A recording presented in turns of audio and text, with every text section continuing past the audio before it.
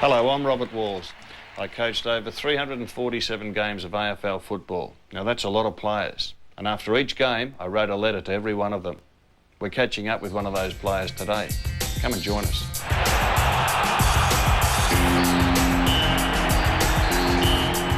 Only 11 men have pulled on the famous yellow and black Guernsey more often than Brendon Gale, and all have been out-and-out Richmond champions.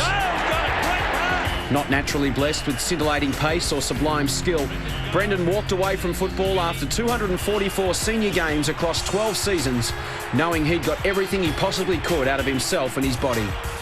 A selfless servant of his beloved Tigers, he put his health and well-being on the line week after week as an honest workhorse in the ruck or at centre-half forward. Robert Walls coached Brendon at Richmond in 1996 and 97 and caught up with him in the dressing room at Punt Road. Brendon, thanks for giving up your time. We're here in the Richmond club rooms, plenty of yellow and black around. It's been 3 years since you played. Yeah, no, it has, Wolsey. And it's probably one of the parts I've missed most, just being in the locker rooms. This is all the bonding and the camaraderie. This is where it all happens, and you do tend to miss that a lot. Just coming down here this morning, I noticed you out on the ground talking to some of your old teammates, Wayne Campbell and Duncan Callaway. Do you miss not playing? Yeah, look, not as much these days. I mean, your first couple of years you do, because you think you probably could still get out there and play, you know, but now, no, I've sort of moved on, and I understand that. But look, you do miss the interaction with the boys. You miss that sense of sharing with the boys, you know, the highs, the lows, and working through things together. But I still catch up with them from time to time about the place. Let's go back a bit. You grew up in Tasmania, just Yep. the two boys, you and Michael. And 6 girls. And 6 sisters. That's right, yeah. What part of Tassie did you grow up in? We grew up, well, actually on the northwest coast generally, but in a place called Elliot, which is rural. You know, we were on a farm and then moved to town a few years later. But it was a great childhood, fairly idyllic. You know, lots of freedom, running around, kicking the footy on the farm with the kids, in the neighbourhood. It's great. Your father, Don, was a champion Tasmanian footballer. In fact, he made an All-Australian team. And your grandfather, Jack, actually played for the Tigers back in the 1920s. Yeah, he played the sides of the northwest coast of Tassie. He came across here in 24, just had the year. I think he played 4 or 5 games and probably wasn't quite good enough, but he went back and moved back to the farm. But Dad, yeah, by all accounts, Dad was a fairly copping sort of player. He went about it pretty well, and probably played a bit like my brother, and probably looked a bit like him as well. But look, he got involved in a fairly hostile sort of clearance wrangle, and that denied him the opportunity, and the time was quite political. Had he been given the opportunity, he may have well established himself, but he didn't. But he's got no regrets at all. He enjoyed his time back in Tassie. Well, he made All-Australian, and that was most unusual for a Tasmanian player to be named All-Australian. Did he talk to you as you grew up about footy, or was he a strong influence on you, or did you and your brother Michael just grab a footy and go out in the paddocks and have a kick, and that's how it pretty much started? Yeah, that's how it started, because that's what every other kid did. And Dad, you know, I mean, he certainly never pushed it down our throat. And we just went out and played all the junior mini leagues and started that way. He was always quite relaxed in that fashion. What about Michael, your brother? He came across and started at Fitzroy. Was that an incentive to you to play AFL football, to be in the big time? Yeah, look, it was, because you know, we'd spend hours upon hours kicking the footy and doing things together and running around. And look, he came over in '87, established himself, and I'd actually gone down to uni in Hobart for a year, and which was a bit of a distraction. You know, we enjoyed ourselves down there and got away from home, and I was a little bit wild, I think, back then. But I sort of lost that focus on footy. But when I saw my brother over there establish himself and you know, doing pretty well, I thought, well, it might be time for me to sort of knuckle down and have a real good crack at the footy. And also I had a really violent spurt of growth at that stage, and for a year or two, it took a while for everything to catch up with the body, and I wasn't enjoying the footy that much. But it all sort of come around, and ended up being drafted. Had a year with Bernie in the TFL, and I was drafted at the end of '87, and drafted by the Tigers, and couldn't wait to get over. When you got drafted by Richmond, had they spoken to you before the draft, or had any other club spoken to you? No, the Tigers hadn't. It was completely surprising to us, and I'd had a chat with the Roys, with Arthur Wilson, who you'd probably know, the night before the draft, actually, and they indicated they'd pick me up as their 3rd choice. The Tigers got him beforehand, unbeknownst to them and us. So, look, I was a bit sort of shocked at first because I was looking forward to joining my brother, but Richmond at that stage were a great, proud sort of old club. They were struggling a bit at the time, but I couldn't wait to get over. Now, you tell me you were a Carlton supporter as a kid, so you saw Carlton playing the premierships and grand finals in the 80s. When you came across and you're all of a sudden at Punt Road, what are the first impressions? Because I think you would have played under at least 6 or 7 different coaches during your career, and who were the senior players and who were the ones you looked up to, and were you in awe of what you came across? Oh, look, I was. There's no doubt about that. And like I said, Richmond were struggling a bit at the time, but growing up watching the big Richmond-Carlton clashes and grand finals, and they're always pretty brutal affairs. He's down as Landy came into him and thumped him behind the neck. And I actually hated the Tigers. I thought they were a pack of thugs. But I walked in the place. Kevin Bartlett was coach. He was one of the all-time greats, and people like Michael Roach and who went out of his way to welcome me, being a former Tasmanian. Dale Waiton, Mark Lee, these sorts of guys. I mean, they were icons of the club and of the game. So I just sit down, I shut up for a couple of years and just plied my trade in the twos. You wore number 25, and that was the number that your grandfather Jack wore. Yeah, which was a coincidence, complete coincidence to me. Bill Meekland, one of the club historians, told me probably after I played 4 or 5 years that he'd done some research, and he said, "Did you ever know your grandfather? Even though he only played 4 or 5 games, he actually wore the number 25." And it was a bit of an eerie feeling at first because, like I said, I didn't know, and I just thought, wow, what a wonderful sort of connection with the past. But coincidence. Let's talk about some of your coaches, because I look at the Richmond honour boards and the average length of tenure is about 2 years, and I can vouch for that because I was here for just under the 2 years. But Kevin Bartlett? Yeah, look, I'm very proud of the fact I've played at one club. I'm a one-club player and I'm a Tiger player, and always will be. But sometimes it'd be nice to know what it'd be like at other clubs, just to... But I think having a lot of coaches, you do get a lot of different ideas from all the coaches you play with, so that's... I tend to look at it as a bit of a positive. Yeah. And coaches are, tremendous people. They're to put their neck on the line and get up and lead. And you just take positives from everyone. KB was very optimistic, and we got some terrible hidings back in my early, couple of years. And he'd always find some way to have us winning the game. Had I done this right, or hadn't I done that, or had I done this, we could have turned a 7-point loss into a comfortable win. And in fact, he had this phrase, he used to call them moral winners. In fact, we morally won, irrespective of the fact we lost by 10 goals. So he'd make you feel good? But he'd make you feel good, and that was really important because he blooded a lot of young kids, and, young blokes don't get down too much anyway. We just want to get on with it and enjoy our footy, but it was really important. I think he gave a sense of optimism. Does it disappoint you that he won't come back to the club? Oh, look, it does. Of course it does. But I feel disappointed for Kevin, really, and his family. But look, I certainly respect his wishes, and he's a legend of the club, and he's got a lot of pride and self-belief, and if that's the way he feels, he's entitled to that. It's not for me to question that, but I just feel disappointed, especially of late. We've had all these wonderful sort of functions like Hall of Fame inductions and Team of the Centuries, and they're great things to share with your family and that. But look, there'll be a time and a place, I guess, and that's up for Kevin. 1992, Alan Jeans is coach for the 1 year. Yeah, Jeansy came in, and he was, he's just such a powerful and imposing sort of figure. He'd done everything in footy, and had that booming sort of voice like the Archbishop in the pulpit, He was, he used to preach to the boys, and he had a comprehensive plan to, how you go about playing footy. He had his theory in footy and all his philosophies and principles, and look, it would have been nice to have more of Yabby, but I think, towards the end of the year, he had his issues to deal with medically. His assistant that year was Peter Schwab? Yep. What do you remember of Peter? I just always thought that he'd be destined to coach, because he's a real organiser and he was a leader, and I thought it'd only be a matter of time, and I thought at one stage was proven incorrect because he actually stepped out of footy and it didn't look like he'd get back into it, but I thought Schwab was great, and he was great because we're all young and Yabby's age. Yeah. He was a great intermediary. And he knew the Abbey way and sort of passed it on to us in a way we could all understand. And then John Northey came and coached 93, 94, 95. 95, Tigers made the finals for the first time in a long time. Yeah, it was a great time because 94 on the rise, we missed out by percentage and finished 9th again. But 95, we built on that and were consistent, and I reckon we're pretty hard that year. Our midfield was pretty hard, and we weren't the most competitive bunch. Talented bunch, but I reckon we're very competitive week in, week out. Yeah. And look, we played finals. It was great, and Swooper was always very good at. It was always the old us against them, which he just cultivated beautifully.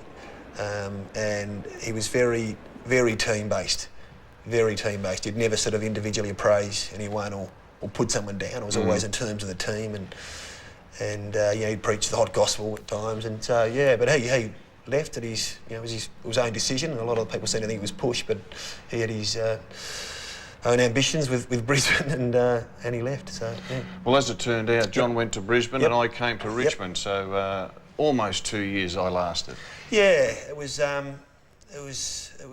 disappointing for you. There's no doubt about that, because I think the boys had a lot of respect for you and your honesty, and you were hard and fair. And to leave in those circumstances, you don't like to see that, because you respect and admire your coaches. You don't like to see them sort of hurt like that. But it didn't work out. And so did you, as a player, when I got sacked as coach at the end of '97, towards the end of '97. By that stage, you've had 4 coaches in around about 7 years, 8 years of senior footy.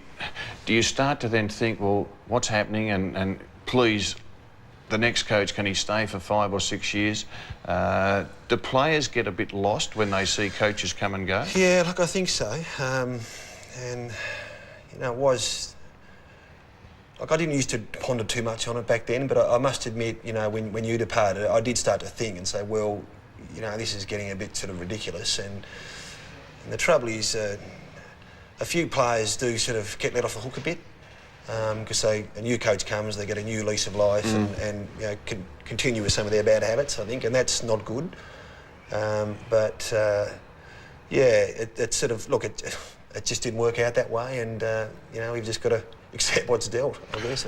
Jeff Grecian coached for a couple of years, and then Danny Frawley came to the club, and you had your fine playing under the Geesh, who's now coaching the umpires, and then Danny, in his first stint as a senior coach, started here at Tigerland. Yeah, look, the Geesh came, and he came with all guns blazing, because he coached the twos that year with some success. He took over the last 5 games and won 4 out of 5, which is probably pretty disappointing, I think, when you sort of find that towards the end of the season when it's too late. But look, he had the job for a couple of years, and we missed the finals again by percentage, and that was hard for him and hard for us. And once again, it didn't work out. And Danny came, and I thought Danny was fantastic. He was very ambitious, very hungry, very keen to prove himself, and very simple. And he used to actually coach pretty well. We'd get the boys there, we'd do this mock pressure sort of drill. We'd just up and down the ground, you blow the whistle, stop and say, no, we'll do that play again. We go inside only in these circumstances. He'd actually coach. Yes. So my recollections of Danny were very positive, because it ended up in a preliminary final, and had we were rolled by Brisbane up there. They were a pretty good outfit. They went and won the premiership, and had we got over them and meeting the Bombers, who knows? But look, my recollections of Danny were positive. It's just disappointing to see the way things are going at the moment. What was it like playing with your brother? Look, it was great, and that was something that I thought would never eventuate, to be honest. Gale's handball finds Maxfield. Maxfield's kick to full forward. Tonight. Benny, your last few seasons you played as a ruckman. I thought you played really good football. Tough position to play centre-half forward, which you did for a decade. Did you enjoy the opportunity to play as a ruckman? Yeah, look, I must admit, I almost had 2 careers. I played as a key forward, and I reckon towards the end, maybe probably 96, 97, where I stopped playing as a key forward more in ruck. I don't think I was probably athletic enough, to get out and actually get some good, easy ball every now and then. Everything was always contested, and everything, always had guys jumping all over you. I didn't have that athleticism like your Herds and Careys and these sorts of guys. So I reckon I became a bit limited. I was just like a mark key forward. So the chance to get in the ruck, where you actually were probably, in relative terms, quite athletic compared to some of the big dinosaurs at the time, was a bit liberating, because you could get around, you could be involved in all contests, and you could hit outs and clearances and win plenty of the ball and push forward when you can, or push back. And so being involved and freed up was, it certainly gave my career a few extra years, no doubt about that. But the trouble is, then you start to slow up. Your athleticism isn't as pronounced, and you're 1 for 1 against your big primuses and these sorts of guys, and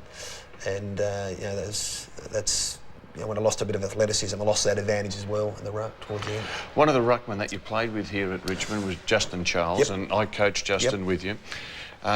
Season 96, he had a very good season. Outstanding. 4th in the Brownlow. Yeah. And was just playing some super powerful football. Yeah, he was. Covering the ground, competing at ground level. I hadn't seen a ruckman play as well at ground level as Justin Charles. Yep. And then we get into the 97 season, and he's the first player to be suspended for drug abuse, if you like. Complete shock to all of us here. And I guess you look back on it and say, well, why? Because he was such a good player, and I know he had a hip injury which stopped him from playing, but it was just sad to see.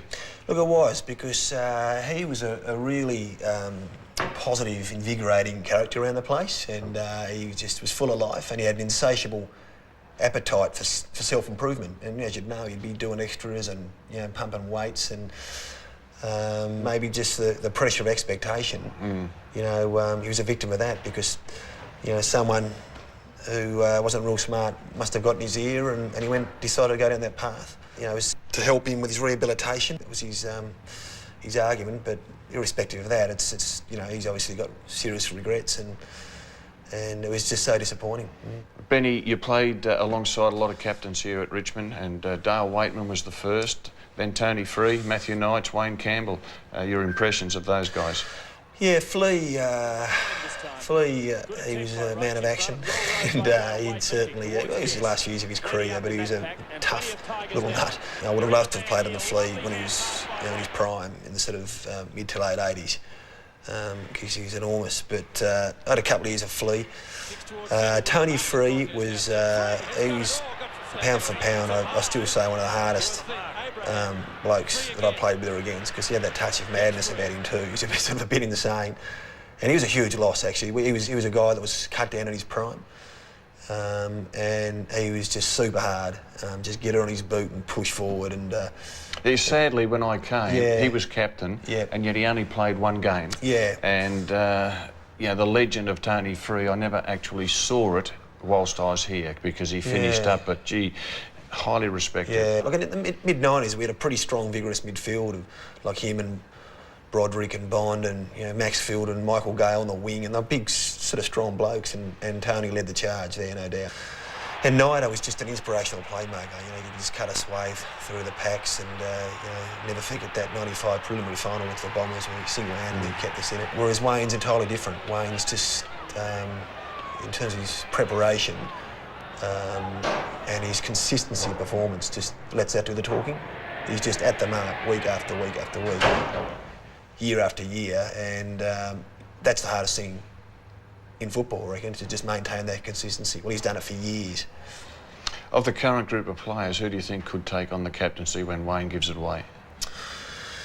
Oh, look, a lot of people say Coughlin, just for the way he goes about it. You would have played with a young Coughlin? Yeah, I played a few games in 2001, probably 4 or 5. And he's probably quoted as being the natural successor, but I wouldn't write off Kane Johnson. I just think he's got a great pedigree. He was great in Adelaide. He's pretty hard and very consistent, and he's made a big impression here, I believe, the last few years. So someone like him. What was it like playing with your brother? Because Michael had a fine career at Fitzroy, and then he finished his career here with the Tigers, and look, I know there's great respect between the two of you, but it must have been good playing with your older brother. Look, it was great, and that was something that that I thought would never eventuate, to be honest. I thought we'd sort of destined to play separate careers at different clubs, but when he came, and we had a few good years there, and he played some good footy at half-back and midfield, and it was great. But I think after a year or two, you just take it for granted. It's only with hindsight, look back now and say, wow, what a great time that was to have, two boys that both played league footy to eventually both play at the same club and play some finals, and it was great that Richmond gave him that opportunity. I can remember a couple of times when I was coaching here at after-game functions, there'd be your mum and your sisters, and they just took a great delight in seeing the brothers play. Oh, look, we're from a big family, and as I said, 6 sisters, and they've cooked us endless amounts of meals and looked after us from time to time, and so they've definitely helped us along the way to get to where we did here at Richmond. So it's great to include them and in all the good times. And what's Michael do now? He's a plumber. Wolsey. He's got a company with another ex-Fitzroy Sydney mate of his, David Strooper, and they do a bit of plumbing work and sort of property maintenance, and he works to live. Still loves his surfing. He'll work for a few weeks on and slip off overseas somewhere, and generally enjoys life. I want to talk to you about one of your teammates, often a much maligned teammate. I'm going to mention Richo. What was it like playing with Richo in the same forward line? Oh, look, at times it was quite frustrating early on. It's like I was playing key position, he was playing key position as well, and it was just, I think Richo actually took a few years to learn footy and learning not to lead in spaces, to leave spaces open, but in the end, I just think the best approach was you just have to let him go. You just got to let him go. And look, he's become a colossus at this club. And towards the end of my career, I never focused on the body English and all the spraying teammates. And I said, look, a few of the boys who had concerns, I said, he's won that many games of his own boot. He takes big, strong contesters' marks, which are the hardest things to do. Forget about all that stuff. Don't let it worry you. That's just Richo. And when you see what he does around the club, he's just such a big, spirited, generous character with all the young blokes and all the time he gives, and he's just huge for this club, I reckon. And it's a shame, when the side's going in 40 times, 45 times into the 50, he's just not getting the opportunities he really needs to kick goals for the club. He's doing a great job at the moment. But I always say, look, if you put Alistair Lynch in the Richmond forward line the last couple of years, even Alistair Lynch would struggle. Whereas if Richo got the opportunities that Lynchy got one-on-one... Quality of ball coming in. Exactly. And, he's marked very hard, but, look, he's just a champion. I reckon they've got it right. The decision this year to play him from the goal square, to bulk up and say, look, forget about being a half-forward flanker, a winger, having a run on the ball. Let's settle him down at full forward. And I'm sure he'll play some very good football over the next... And it'll extend his career. I've got no doubt. I think he could play full forward for the next 5 years. Let's hope that happens. What about some of the guys you played against, the ones that you really respect? You look back and say, gee, they were hard to get a kick on. Yeah, well, I think I always had trouble with Roosie. Because I'd be playing centre forward, he was there to sort of pick me up, and I'd spend half the time trying to chase him. He was just that creative off half back, and he had such great stamina, which is something I never knew at the time, but learned to appreciate. Don't worry about that. But I mean, Fitzroy used to play in that sort of fashion. They'd just look for Roosie off half back, so you're just always scratching your head trying to chase him. You can never actually focus on your own game. And very early on in my career, I played Hawthorn a couple of times with Chris Mew, and just. He was at the height of his career, he was in his 30s, I was probably 19, 20, but he just always get the fist in, it just always come from nowhere. Benny, it's been great talking to you here in the Richmond club rooms. We're surrounded by the yellow and black and the lockers and the history and the honour boards and the premiership flags and all of that. Now we're going to go down to your place and have a chat at your home. Better get home a vacuum. You better.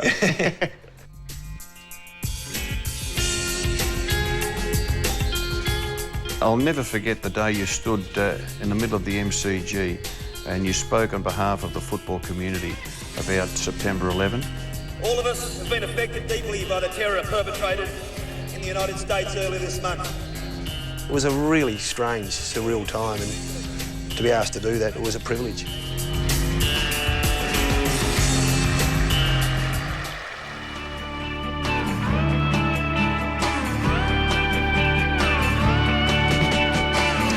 I came over here, they gave me 25 in Richmond. 25 was considered the sort of jinx number at the club at that time because everyone who wore it the last few years had bad injuries and missed a lot of footy. But I find out a couple of years later that Pop actually wore 25. All right. That's I nice didn't to go know, out isn't it? with Yeah. my hand out for it, I didn't even know. Yeah. You're in the middle of a couple of heavies there. Yeah. David Cloak on one side and Jimmy Jess on the other. And the three of you all played over 200 games for the Tigers. Yeah.